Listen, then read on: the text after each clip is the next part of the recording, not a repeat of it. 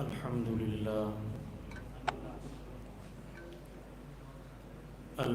لله الذي هدانا لهذا وما كنا لنهتدي لولا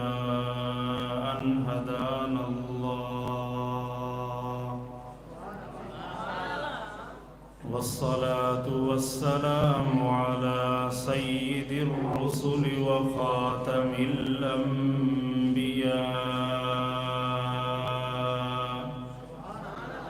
وعلى آله وصحبه المجتبى الذين هم بدور الدجى ونجوم الهدى صلاة تكون للنجاة وسيلة ولعلو الدرجات كفيلة صلاة تحل بها العقد وتفرج بها الكرب أما بعد فأعوذ بالله من الشيطان الرجيم بسم الله الرحمن الرحيم فهل عسيتم إن توليتم أن تفسدوا في الأرض وتقطعوا أرحامكم أولئك الذين لعنهم الله فأصمهم وأعمى أبصارهم صدق الله مولانا العظيم وصدق رسوله النبي الأمين الكريم ونحن على ما قال ربنا وبلغنا رسولنا لمن الشاهدين والشاكرين والحمد لله رب العالمين سبحانك لا علم لنا إلا ما علمتنا إنك أنت العليم الحكيم اللهم صل على سيدنا ومولانا محمد وعلى آل سيدنا ومولانا محمد وبارك وسلم لائق تعظیم و تکریم واجب الاحترام قابل تکریم عزیز بزرگوں نوجوان دوستوں بھائیوں، اللہ تبارک و تعالی کا جتنا بھی شکر ادا کیا جائے وہ کم ہے کہ اس نے مجھے اور آپ کو تحفظ ختم نبوت کانفرنس میں اپنے مقدس گھر میں مل بیٹھنے کی توفیق عطا فرمائی ہے۔ دعا فرمائیں کہ پروردگار عالم ہم سب کا یہ مل بیٹھنا اپنی بارگاہ میں مقبول اور منظور فرمائے۔ جو کہا سنا جائے مجھے اور آپ کو اس پر عمل پیرا ہونے کی توفیق عطا فرمائے۔ دنیا کے اندر ہر انسان، ہر فرد، مرد ہو یا عورت، وہ اس بات کا خواہش مند ہوتا ہے کہ کوئی ایسا نسخہ استعمال کروں، کوئی ایسا وظیفہ استعمال کروں جس سے میری عمر بھی لمبی ہو جائے، رزق میں فراوانی بھی ہو جائے، مال و دولت میں برکت بھی ہو جائے، صحت بھی برقرار رہے، طاقت قوت بھی برقرار رہے۔ جوان چاہتے ہیں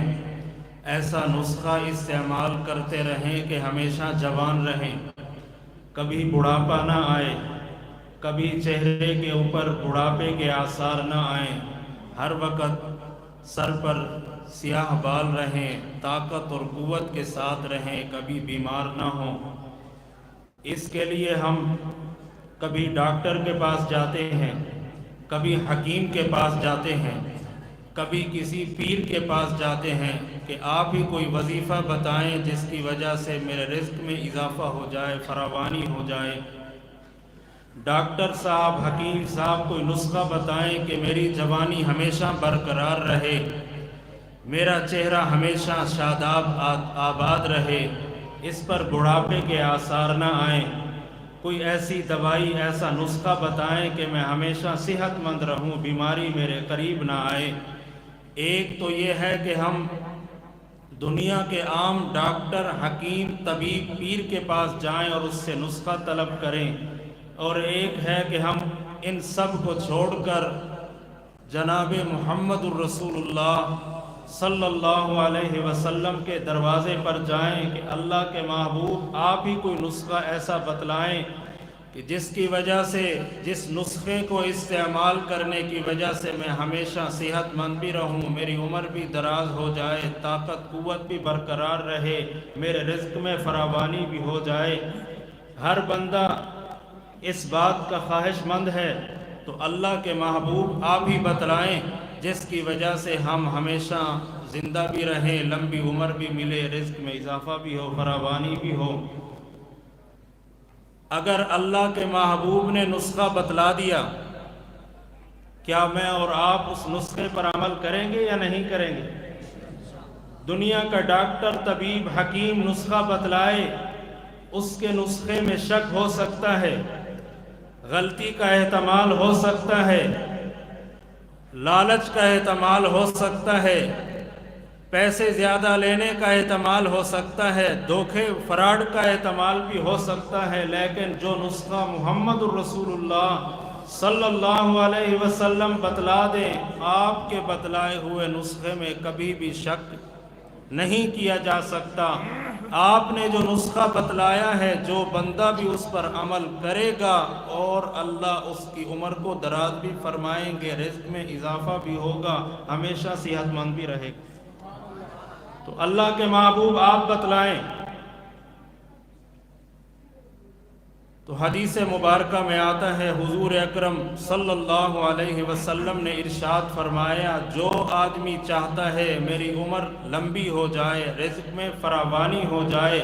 طاقت اور قوت ہمیشہ برقرار رہے، اسے چاہیے کہ وہ یہ نسخہ استعمال کرے جسے صلہ رحمی کہتے ہیں، جس کو صلہ رحمی کہتے ہیں۔ صلہ رحمی کسے کہتے ہیں؟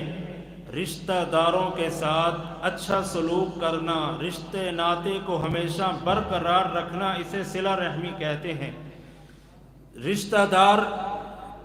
اس کو تکلیف پہنچائیں، یہ انہیں راحت پہنچائے،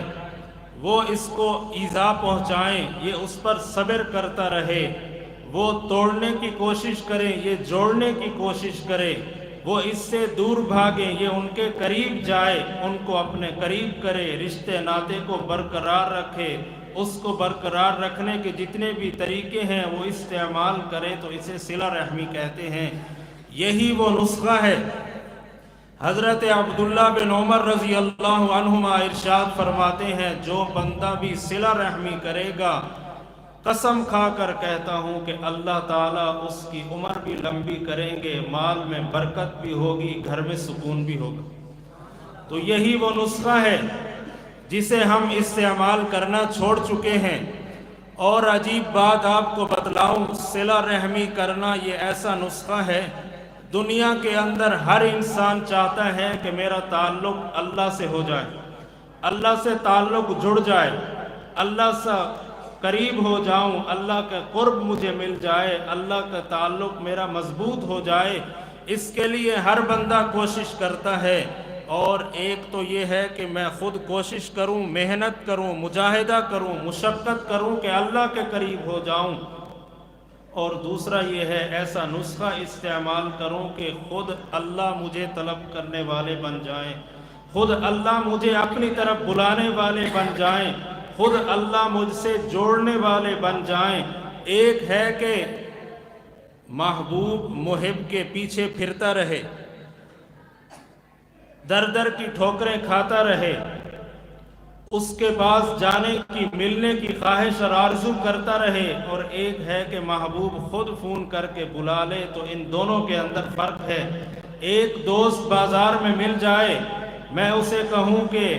جب وقت ملے تو میرے گھر آ جانا، اور ایک دوست مجھے ملے، میں اس کو کہوں کہ جب وقت ملے نہیں، ہاتھ پکڑ کے اس کو اپنے گھر لے جاؤں کہ آئیں میرے گھر چلیں، تو ایک ہے کہہ دینا اور دوسرا ہے کہ اس کو لے جانا۔ تو یہی فرق ہے، ایک ہے کہ بندہ خود مجاہدہ کرے، مشقتیں کرے، محنتیں کرے اللہ کو پانے کے لیے، اور ایک ہے ایسا نسخہ استعمال کریں کہ خود اللہ اس کو طلب کرنے والے بن جائیں۔ جب اللہ اس کو طلب کرنے والے بن جائیں، اللہ کی رحمت کی نظر اس بندے کے اوپر آ جائے، تو ہم نے دنیا کے اندر دیکھا ہے جس پر اللہ کی رحمت کی نظر پڑ جاتی ہے، جس کو اللہ جوڑنے کے لیے، اپنی طرف متوجہ کرنے کے لیے اللہ جسے نوازتے ہیں، تو وہ انسان چاہے کتنا ہی گناہ گار خطا کار کیوں نہ ہو، اللہ اس کے عبادات کو نہیں دیکھتے، اللہ اس کے ذکر اذکار کو نہیں دیکھتے۔ اللہ کی رحمت تو بہانہ ڈھونڈتی ہے، رحمت کی نظر پڑتی ہے۔ تو حضرت بشر حافی رحمت اللہ علیہ جو شراب خانے میں رہا کرتے تھے، شراب پیا کرتے تھے، جب اللہ کی رحمت کی نظر پڑی تو اللہ تعالیٰ نے ان کو اپنی محبت کی شراب پلا دی۔ ڈاکوؤں کے سردار ہیں حضرت فضیل بن عیاض، ڈاکوؤں کے سردار، بڑے ہی بدماش بنے پھرتے تھے، ڈاکوؤں کا جتنا بھی عملہ تھا وہ ان کے ماتحت کام کرتا تھا، لیکن جب اللہ کی رحمت کی نظر پڑی تو اللہ تعالیٰ نے ان کو اپنے ولیوں کا سردار بنا دیا۔ حضرت جنید بغدادی رحمت اللہ علیہ دنیا کے پہلوانی کرنے والے، دنیا کے پہلوانوں کے سردار ہیں، کسی کو بھی جیتنے کا موقع نہیں دیا کرتے تھے، بہت بڑے پہلوان تھے۔ جب اللہ کی رحمت کی نظر پڑی ہے تو اللہ تعالیٰ نے ان کو اپنے ولیوں کی سلطانی اور سرداری کا اعزاز عطا فرما دیا، اپنے ولیوں کے اور نیک لوگوں کے پہلوانوں کا سردار بنا دیا۔ تو یہ اللہ کی جس پر نظر رحمت پڑ جاتی ہے، یہ کس وجہ سے پڑتی ہے؟ جو بندہ صلہ رحمی کرنے والا ہو، رشتہ داروں کو جوڑنے والا ہو، رشتے ناطے کو برقرار رکھنے والا ہو، تعلقات کو قائم رکھنے والا ہو، تو اللہ تبارک و تعالی خود اس سے اپنا تعلق جوڑتے ہیں، اس کو اپنے قریب کرتے ہیں۔ یہی وہ نسخہ ہے جسے میں اور آپ استعمال کرنا چھوڑ چکے ہیں۔ حدیث مبارکہ میں آتا ہے اللہ تبارک و تعالیٰ کو دو قدم بہت پسند ہے۔ ایک وہ قدم جو گھر سے فرض نماز کی ادائیگی کے لیے مسجد کی طرف چل کر جائے تو اللہ تعالیٰ فرشتوں کو بلا کر فرماتے ہیں، فرشتوں دیکھو، تم کہتے تھے کہ انسان کو پیدا نہ کر، یہ تو فساد کرے گا، یہ تو لڑائی کرے گا، یہ تو جھگڑے کرے گا، آؤ دیکھو یہ بندہ فساد کے لیے جا رہا ہے یا میری یاد کے لیے جا رہا ہے۔ تو اللہ اس قدم پر بہت فخر فرماتے ہیں۔ دوسرا وہ قدم جو بندہ رشتہ داری کو برقرار رکھنے کے لیے، صلح کرانے کے لیے، دو خاندانوں میں، دو گھروں میں صلح کرانے کے لیے گھر سے نکلتا ہے تو اللہ تعالیٰ فرشتوں کو بلاتے ہیں، فرشتوں ادھر آؤ، تم کہتے تھے انسان کو پیدا نہ کر، یہ تو جھگڑے کرے گا، یہ تو فساد کرے گا، آؤ دیکھو یہ جھگڑے کے لیے جا رہا ہے یا صلح کے لیے جا رہا ہے۔ تو یہ صلح کے لیے جا رہا ہے، مجھ اللہ کو اس پر بہت زیادہ فخر ہے۔ تو اللہ تعالیٰ صلہ رحمی کرنے والے، صلہ رحمی کے لیے اٹھنے والے قدم کو بہت ہی پسند فرماتے ہیں۔ حدیث مبارکہ میں آتا ہے قیامت کا دن ہوگا، فرشتے اعلان کریں گے اہل فضل جہاں بھی ہیں وہ کھڑے ہو جائیں اور بغیر حساب و کتاب کے جنت میں چلے جائیں۔ تو کچھ لوگ کھڑے ہوں گے تو فرشتے ان سے پوچھیں گے کہ آپ اہل فضل کیسے بنے، فضیلت مقام اور مرتبہ والے کیسے بنے، آپ کو یہ اعزاز کیسے ملا؟ تو وہ لوگ جواب دیں گے دنیا کے اندر ہم صلہ رحمی کرنے والے تھے، رشتے ناتوں کو برقرار رکھنے والے تھے، قطع تعلقی کو ختم کرنے والے تھے، اس لیے آج اللہ ان کو یہ اعزاز عطا فرما رہے ہیں کہ بغیر حساب کتاب کے جنت کا داخلہ عطا فرما۔ صلہ رحمی کہ کتنی اہمیت ہے اسلام اور دین کے اندر۔ حضرت عبداللہ بن ابی اوفا رضی اللہ تعالی عنہ کہتے ہیں، ابتدائے اسلام کا زمانہ تھا،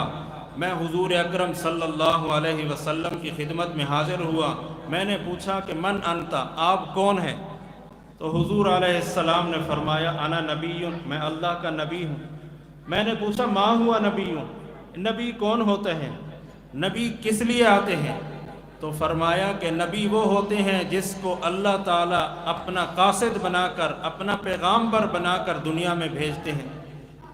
تو حضرت عبداللہ بن ابی اوفا کہتے ہیں، میں نے پوچھا اللہ تعالیٰ نے آپ کو جو مقاصد کے لیے بھیجا ہے وہ کون سے مقاصد ہیں؟ تو حضور اکرم صلی اللہ علیہ وسلم نے ارشاد فرمایا ارسلنی بصلۃ الارحام،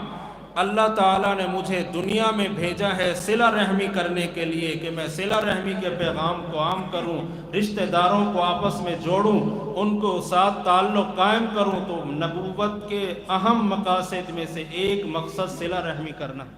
آپس میں جوڑ پیدا کرنا ہے، رشتہ داروں کو جوڑنا ہے۔ روم کے بادشاہ کو حضور اکرم صلی اللہ علیہ وسلم نے خط لکھا۔ جب خط وہاں پر پہنچا تو اس کے ذہن میں خیال آیا کہ میں پہلے معلوم تو کروں کہ جس شخصیت نے نبوت کا دعویٰ کیا، میرے پاس خط بھیجا ہے، تحقیق کروں کہ واقعی وہ سچے نبی ہیں، وہ سچے ہیں یا نہیں۔ تو اس نے کہا کہ دیکھو روم کے اندر اگر کوئی بندہ عرب سے آیا ہوا ہو، خاص عرب کا رہنے والا ہو، اس کو میرے پاس بلایا جائے۔ تو معلوم کیا گیا تو حضرت ابو سفیان جو اس وقت مسلمان نہیں ہوئے تھے وہاں پر موجود تھے، بلایا گیا۔ حضرت ابو سفیان رضی اللہ تعالی عنہ سے اس نے بہت ہی عجیب و غریب سوالات کیے، حیران کن سوالات کیے، قیمتی معلوماتی سوال کیے۔ ان سوالات میں سے ایک سوال یہ تھا کہ وہ شخص جس نے نبوت کا دعویٰ کیا ہے وہ تمہیں کس چیز کا حکم دیتے ہیں، کیا حکم دیتے ہیں؟ تو حضرت ابو سفیان اگرچہ اس وقت کافر تھے، مسلمان نہیں ہوئے تھے، لیکن انہوں نے دیانتداری کے ساتھ جواب دیا کہ یأمرنا بالصدق والصلاۃ والصلۃ، وہ نبی ہمیں حکم دیتے ہیں کہ ہم سچ بولا کریں، سچائی کا معاملہ کیا کریں، کسی کے ساتھ جھوٹ نہ بولیں، دھوکہ فراڈ نہ کریں، ہمیشہ سچائی کا پیغام دیتے ہیں، خود بھی سچے ہیں اور سچائی کا پیغام دیتے ہیں۔ دوسرا وہ ہمیں نماز کو پڑھنے کا حکم دیتے ہیں کہ مسلمان کی شان ہے، پہچان ہے کہ وہ نماز ادا کرنے والا ہو، نماز کی ادائیگی کا حکم دیتے ہیں۔ تیسرا فرمایا کہ وہ ہمیں صلہ رحمی کرنے کا حکم دیتے ہیں۔ تو گویا حضور اکرم صلی اللہ علیہ وسلم کہ بعثت کے اہم مقاصد میں سے ایک مقصد یہ تھا صلہ رحمی کرنا، لوگوں کو آپس میں جوڑنا، توڑ کو ختم کرنا، ان کے ساتھ پیار اور محبت، ایثار، ہمدردی کا جذبہ قائم کرنا۔ قبیلہ قسم کے صحابی حضور اکرم صلی اللہ علیہ وسلم کی خدمت میں حاضر ہوتے ہیں اور عرض کرتے ہیں اللہ کے محبوب ای الاعمال احب الی اللہ تعالی، اللہ کے نزدیک سب سے زیادہ پسندیدہ عمل کون سا ہے؟ فرمایا ایمان باللہ، اللہ پر ایمان لانا، ثم ایون، پھر اس کے بعد اللہ کو سب سے زیادہ محبوب پسندیدہ عمل کون سا ہے؟ فرمایا صلۃ الارحام، صلہ رحمی کرنا، رشتہ داروں کو آپس میں جوڑنا، توڑ کو ختم کرنا۔ تو دیکھیں ایمان کے بعد اللہ کو سب سے زیادہ وہ عمل پسند ہے کہ جو بندہ صلہ رحمی کرنے والا ہو، رشتہ داروں کو آپس میں جوڑنے والا ہو، توڑ کو ختم کرنے والا ہو، صلح صفائی کرانے والا ہو، ان کے درمیان انصاف سے فیصلے کرانے والا ہو۔ پھر انہوں نے پوچھا اللہ تعالیٰ کے نزدیک سب سے ناپسندیدہ مبغوض عمل کون سا ہے؟ فرمایا الاشراک باللہ، اللہ کے ساتھ شرک کرنا، کسی کو شریک ٹھہرانا، یہ اللہ کو بہت ہی زیادہ ناپسندیدہ عمل ہے۔ ثم ایون، پھر اس کے بعد کون سا عمل اللہ تعالیٰ کو زیادہ ناپسندیدہ ہے، اللہ جس سے بغض کرتے ہیں؟ فرمایا قطیعۃ الرحم، قطع رحمی کرنے والا، رشتہ داری کو توڑنے والا، رشتہ ناطے کو ختم کرنے والا، آپس میں بول چال ختم کرنے والا،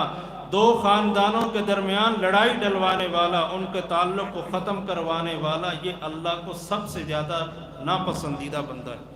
تو دیکھیں صلہ رحمی کی کتنی اہمیت ہے اسلام کے اندر۔ جو بندہ صلہ رحمی کرتا ہے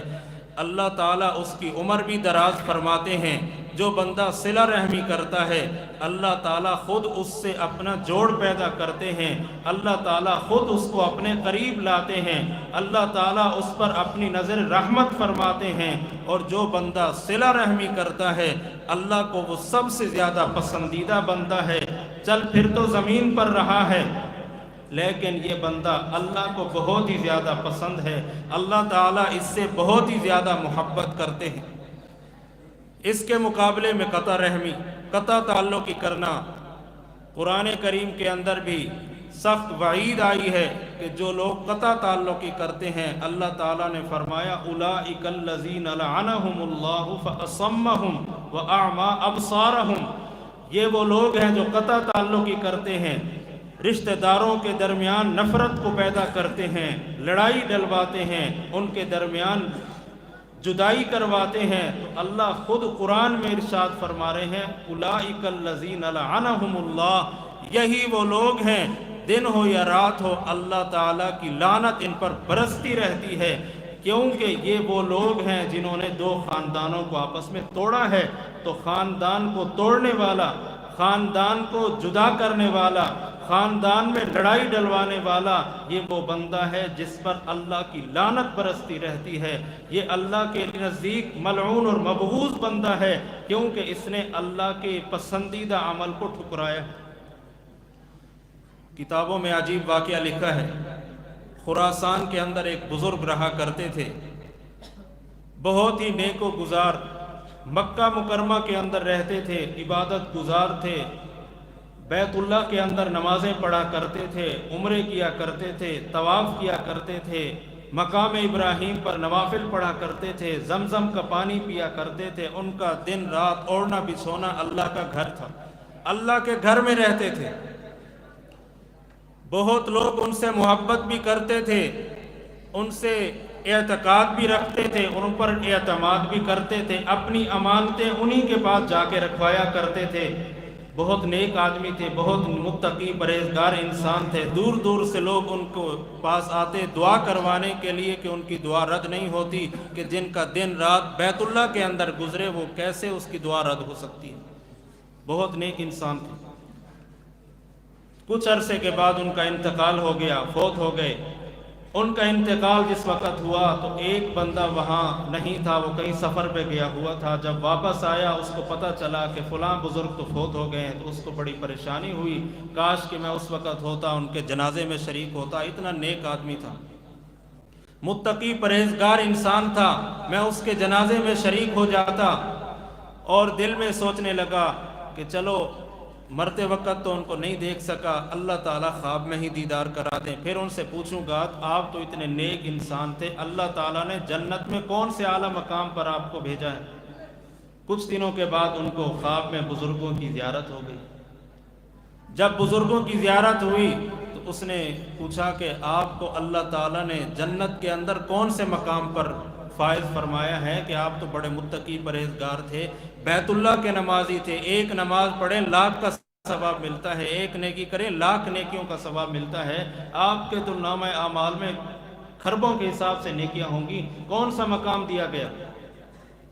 تو وہ بزرگ سر نیچے جھکا کر انہوں نے کہا بات تو تمہاری ٹھیک ہے، میں نمازی بھی بیت اللہ کا تھا، طواف بھی کیا کرتا تھا، عمرے بھی کیا کرتا تھا، زمزم بھی پیا کرتا تھا، وہیں پر ہی اوڑھنا بچھونا ہوتا تھا، لوگ میرے پاس امانتیں بھی رکھوایا کرتے تھے، لوگ مجھ پر اعتماد بھی کیا کرتے تھے، لوگ مجھ سے وظائف پڑھنے کے لیے بھی آیا کرتے تھے، عقیدت کا درجہ محبت بھی کیا کرتے تھے، لیکن ایک بات تھی جس کی وجہ سے اللہ تعالیٰ نے مجھے جنت کے بجائے جہنم میں بھیج دیا۔ اتنا بڑا عبادت گزار ہے، نیکوکار ہے، متقی اور پرہیزگار ہے، جنت کے بجائے جہنم میں چلے گئے۔ تو وہ آدمی حیران اور پریشان رہ گیا کہ آپ جنت کے بجائے جہنم میں کیسے چلے گئے؟ تو انہوں نے فرمایا باتیں تو ساری ٹھیک ہیں لیکن ایک میری بہن تھی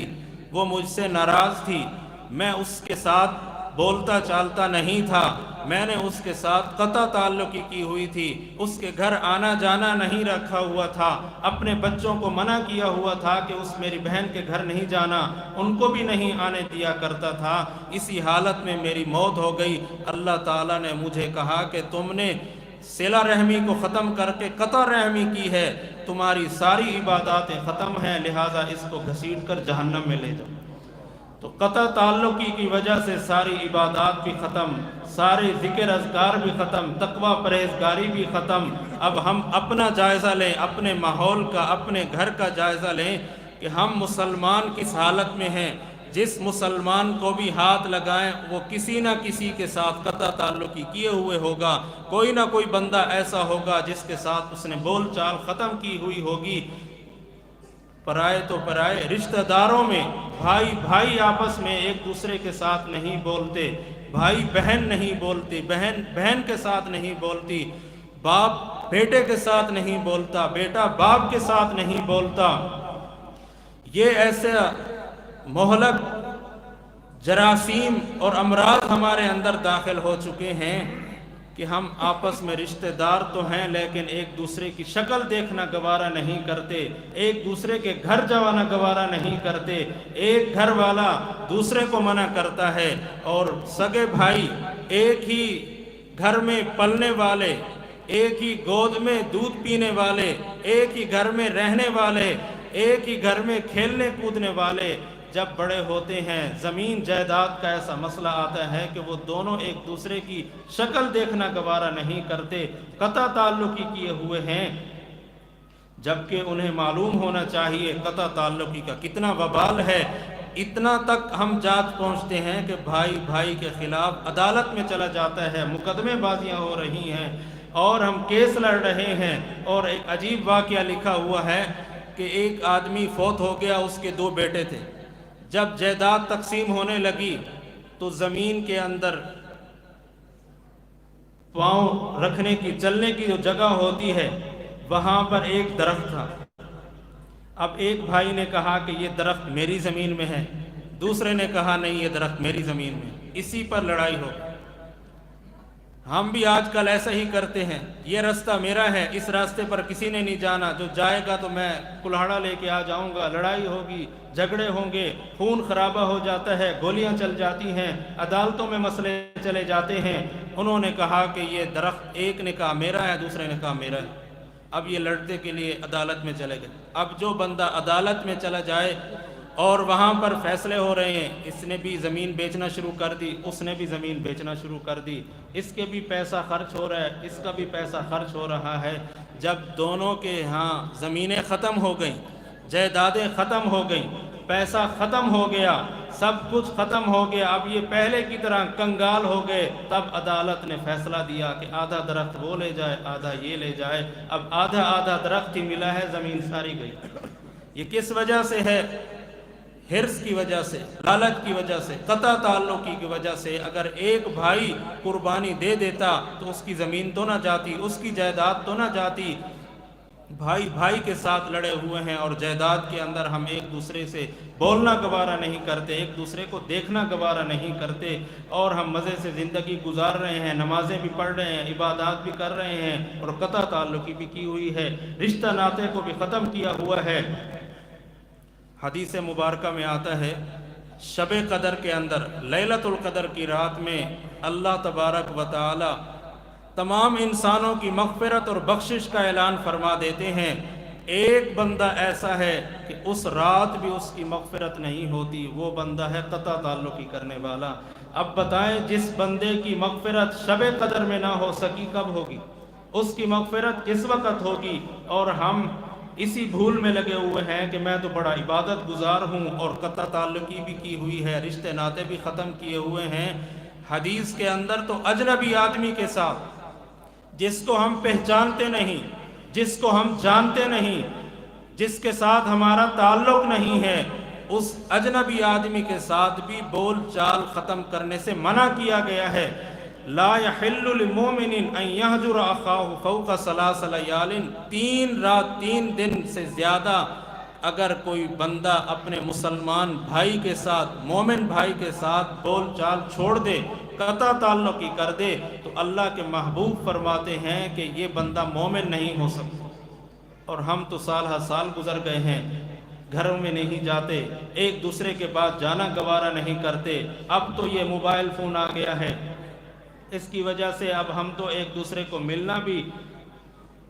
نصیب ہوتا ہے، کبھی کبھی سال ہر سال کے بعد ملتے ہیں۔ خوشی غمی آ گئی، موبائل پہ دعوت دے رہے ہیں، کوئی عید آ گئی تو موبائل پہ مبارکباد دے رہے ہیں، بس مبارک دے دی، سب کے پاس ایک ہی دفعہ میسج بھیج دیا، جان چھوٹ گئی، نہ اس کے بعد جانا پڑے گا، نہ کال کرنی پڑے گی، نہ حال احوال کرنا پڑے گا۔ اب ہم اس بات کو بھی گوارا نہیں کرتے کہ عید کے موقع پر کسی بھائی کے گھر چل کے جائیں، بہن کے گھر چل کے جائیں، چچے کے گھر، ماموں کے گھر، پھوپھوں کے گھر چل کے جائیں، بس موبائل فون کے ذریعے میسج بھیج دیتے ہیں اور سمجھتے ہیں کہ میں نے حق ادا کر دیا۔ یہ قطع تعلقی کرنے والا جس کی شب قدر میں بھی مغفرت نہیں ہوگی۔ اور شعب الایمان کتاب ہے بیہقی رحمت اللہ علیہ کی، اس کے اندر ایک عجیب حدیث موجود ہے کہ حضور اکرم صلی اللہ علیہ وسلم اپنی محفل مجلس میں بیٹھے ہوئے تھے، لوگوں نے کہا کہ آپ دعا کے لیے ہاتھ اٹھائیں۔ اب حضور اکرم صلی اللہ علیہ وسلم نے ارشاد فرمایا کہ اس محفل مجلس میں ایسا شخص بیٹھا ہوا ہے جو قطع تعلقی کرنے والا ہے، رشتہ ناتا توڑنے والا ہے، رشتہ داری کو ختم کرنے والا ہے، لڑائی جدائی کروانے والا ہے، وہی شخص اس محفل مجلس میں بیٹھا ہوا ہے، جب تک وہ اس محفل میں بیٹھا ہے دعا قبول نہیں ہوگی۔ نبی کی محفل ہے، نبی کی دعا ہے، صحابہ کی محفل ہے، صحابہ بیٹھے ہیں، دعا مانگنے والے بھی نبی ہیں، وہ کہہ رہے ہیں کہ مجھ نبی کی بھی دعا قبول نہیں ہوگی، قطع تعلقی کی اتنی نحوست ہوتی۔ تو اتنے میں ایک نوجوان اٹھ کر چلا گیا، وہ تھوڑی دیر کے بعد واپس آیا تو حضور اکرم صلی اللہ علیہ وسلم نے پوچھا کہ تم کہاں گئے تھے؟ تو اس نے کہا کہ اللہ کے محبوب، آپ نے فرمایا کہ قطع تعلقی کرنے والے کی وجہ سے اس محفل میں دعا قبول نہیں ہوگی، تو میں نے اپنے گریبان میں جھانکا تو میں فوراً اٹھ کے گیا کہ میں نے اپنی خالہ کے ساتھ بول چال ختم کی ہوئی تھی، میں فوراً اٹھ کے گیا اور خالہ سے معافی مانگی، صلح کر کے آیا، اب واپس آ گیا ہوں۔ اب اللہ کے محبوب نے فرمایا کہ اب دعا کے لیے ہاتھ اٹھائیں تو اللہ تعالیٰ اس دعا کو فوراً قبول فرمائیں۔ اب اندازہ لگائیں کہ قطع تعلقی کا کتنا وبال ہے، کتنی نحوست ہے۔ ہم اس کو کچھ بھی نہیں سمجھتے، معمولی معمولی باتوں پر ہم بول چال پہلے ختم کر دیتے ہیں، خاص طور پر رشتہ داروں سے، اور ہم یہ سمجھتے ہیں خودداری کہ میں فلاں کے پاس نہیں جاتا، وہ آئے گا تو میں جاؤں گا، وہ ملنے آئے گا، بلانے آئے گا، پھر میں جاؤں گا، وہ تو بلاتا ہی نہیں، وہ تو آتا ہی نہیں، میں اس کے پاس کیوں جاؤں، میں اس کے پاس نہیں جاتا، اس نے تو مجھے شادی پہ نہیں بلایا، لہٰذا ہمارے گھر کا بائیکاٹ، ہم نہیں جائیں گے، اس نے فلاں موقع پر ہمیں نہیں بلایا، ہمارا بائیکاٹ، ہم اس کے گھر نہیں جائیں گے۔ تو ہم قطع تعلقی کرنے والا آدمی اتنا قطع تعلقی کرتے ہیں اور اس کو اتنا اہم سمجھتے ہیں کہ معاشرے کے اندر ہر بندہ اس بیماری کے اندر ملوث ہے، ہر بندہ اس بیماری کے اندر ملوث پایا جاتا ہے، ہر بندہ اس بیماری کے اندر ہے، اور ہم کوئی اہمیت ہی نہیں دیتے، کچھ سمجھتے ہی نہیں ہیں کہ قطع تعلقی ہے، اور ہم اس کو اپنا ہنر سمجھتے ہیں کہ یہ میرا کمال ہے کہ دیکھا فلاں کے پاس میں نہیں جاتا، میں نے تو اس سے بول چال ہی ختم کی ہوئی ہے، میں نے تو اس سے تعلق ہی ختم کیا ہوا ہے، جبکہ حدیث مبارکہ میں آتا ہے کہ اللہ تبارک و تعالی اس قطع تعلقی کی وجہ سے ایمان والوں کی دعائیں بھی قبول نہیں فرماتے، دعائیں قبول نہیں ہوتی۔ اب ہم اندازہ لگائیں، ہر بندہ رونا روتا ہے، رونا یہی ہے ہماری دعائیں قبول نہیں ہوتی۔ دعا کریں کہ رحمتیں نازل ہوں، برکتیں نازل ہوں۔ رحمتوں اور برکتوں کا دروازہ تو ہم نے خود ہی بند کیا ہوا ہے۔ حدیث مبارکہ میں آتا ہے اللہ تبارک و تعالی نے فرمایا جو بندہ صلہ رحمی کرے گا میں اس کی دعا کو ضرور قبول فرماؤں گا، اور جو قطع تعلقی کرے گا میں اس کی دعا کو کبھی قبول نہیں کروں گا۔ اب اللہ تعالیٰ نے ریموٹ میرے اور آپ کے ہاتھ میں دے دیا ہے کہ ہم نے اللہ کی رحمت کا دروازہ کھلوانا ہے تو کیسے کھلوانا ہے؟ صلہ رحمی کریں گے، آپس میں پیار اور محبت کے ساتھ رہیں گے، رشتے ناطے کو قائم کریں گے، انہیں آپس میں بحال رکھیں گے تو اللہ کی رحمت کا دروازہ خود بخود کھل جائے گا۔ اور اگر ہم قطع تعلقی کریں گے، آپس میں بول چال ختم کریں گے، ایک دوسرے کی شکل دیکھنا گوارا نہیں کریں گے، ایک دوسرے کے گھر میں جانا برداشت نہیں کریں گے، تو پھر اللہ کی رحمت کا دروازہ تو ہم نے خود ہی بند کیا ہوا ہے۔ اللہ کی رحمت کا دروازہ جب ہم نے خود بند کر دیا ہے تو رحمتیں کہاں سے آئیں گی، برکتیں کہاں سے آئیں گی؟ دروازہ تو میں نے اور آپ نے بند کیا ہوا ہے۔ اس لیے ضرورت ہے کہ ہم اس نسخہ کو استعمال کریں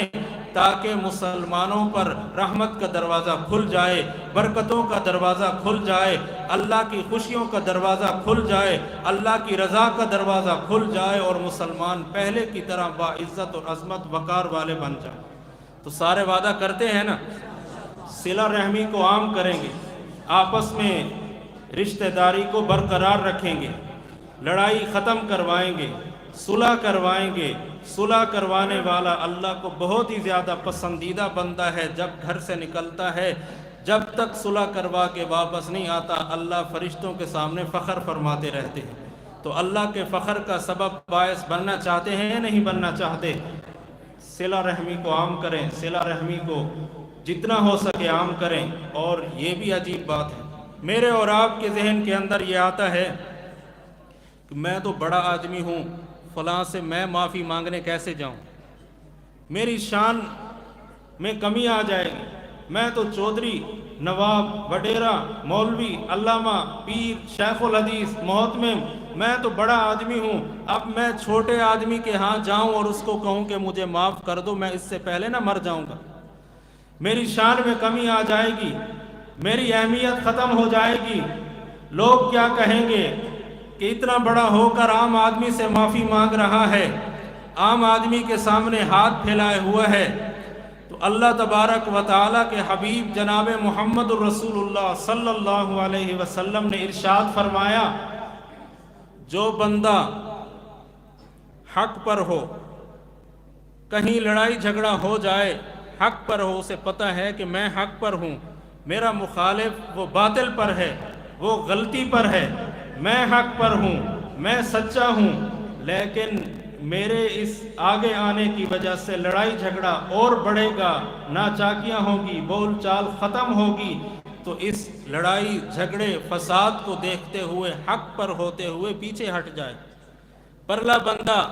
باطل پر ہے لیکن وہ لڑائی جھگڑے کو عام کر رہا ہے، فساد مچا رہا ہے، شور شرابہ کر رہا ہے، رشتہ ناطے کو ختم کرنے کے در پہ ہے، وہ اس کو چھوڑ دے اور یہ حق پر ہوتے ہوئے لڑائی جھگڑے کے ڈر سے پیچھے ہو جائے اور معافی مانگ لے کہ میں معافی مانگتا ہوں، مجھے معاف کر دو۔ اللہ کے محبوب فرماتے ہیں ایسے آدمی کے لیے میں محمد الرسول اللہ جنت کی ضمانت دیتا ہوں۔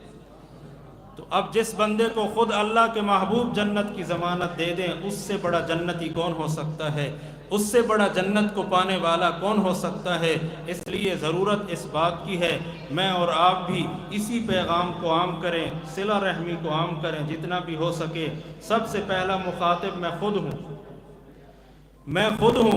میں اپنے آپ کو درست کروں، ہر بندہ اپنے آپ کو درست کرے، جس سے بھی قطع تعلقی کی ہوئی ہے، رشتہ داری ختم کی ہوئی ہے، آج یہ عزم کر کے جائیں کہ میں اس سے جا کر معافی مانگوں گا، اس کو معاف کر دوں گا۔ اللہ کے لیے معاف کریں گے، ادھر سے جنت کا سرٹیفکیٹ بھی مل جائے گا اور اللہ کی رضا کا پروانہ بھی جاری ہو جائے گا۔ تو یہ نسخہ استعمال کریں گے نا، یہی نسخہ استعمال کریں، جو بھی یہ نسخہ استعمال کرے، مومن ہو یا کافر۔ بسا اوقات آدمی فاسق اور فاجر ہوتا ہے لیکن اس کے پاس مال و دولت کی فراوانی ہوتی ہے، پیسہ بہت ہوتا ہے، وہ اس وجہ سے کہ وہ بندہ صلہ رحمی کرنے والا ہوتا ہے۔ فاسق فاجر آدمی کیوں نہ ہو، گناہگار کیوں نہ ہو، اگر وہ صلہ رحمی کرنے والا ہے تو اللہ تبارک و تعالیٰ اس کے رزق میں بھی اضافہ فرما دیتے ہیں۔ عمر میں بھی برکت عطا فرما دیتے ہیں، عمر بھی لمبی کر دیتے ہیں، اور اس کے گھر میں سکون بھی عطا فرما دیتے ہیں۔ جب فاسق فاجر آدمی یہ کام کرے گا اللہ کی رحمت کے دروازے کھل جاتے ہیں، اور جب مومن ایمان والا، نماز پڑھنے والا، قرآن پڑھنے والا، مدرسہ چلانے والا، مسجد کو چلانے والا، دینی تنظیم جماعتوں کو چلانے والا، جب یہ آدمی صلہ رحمی کرے گا، اللہ کے لیے معافی مانگے گا، تو اللہ کی رحمتیں کیسے نہیں آئیں؟ اللہ کی رحمتوں کو تو ہم نے روکا ہوا ہے، اور ہم اس کا دعویٰ کرتے ہیں، پریشان ہیں کہ اللہ کی رحمتیں کیوں نہیں آتی۔ اللہ کی رحمتیں آئیں گی صلہ رحمی کرنے سے۔ تو سب وعدہ کرتے ہیں نا، بس یہی سیرت نبی کا پیغام ہے، تحفظ ختم نبوت کا یہی پیغام ہے کہ ہم یہاں سے اٹھ کر جائیں تو اس بات کا عزم اور ارادہ کر کے جائیں کہ ہم رشتہ ناتا جس سے بھی توڑا ہوا ہے اس کو جوڑیں گے، اس کو برقرار رکھیں گے، اس سے صلح کریں گے، اس سے معافی مانگیں گے، اللہ کے لیے معافی مانگیں گے۔ جس اللہ کے لیے معافی مانگیں گے وہ دیکھ رہا ہے، وہ اس کو دنیا کے اندر بھی نوازے گا۔ حضرت ابو بکر صدیق رضی اللہ تعالی عنہ کی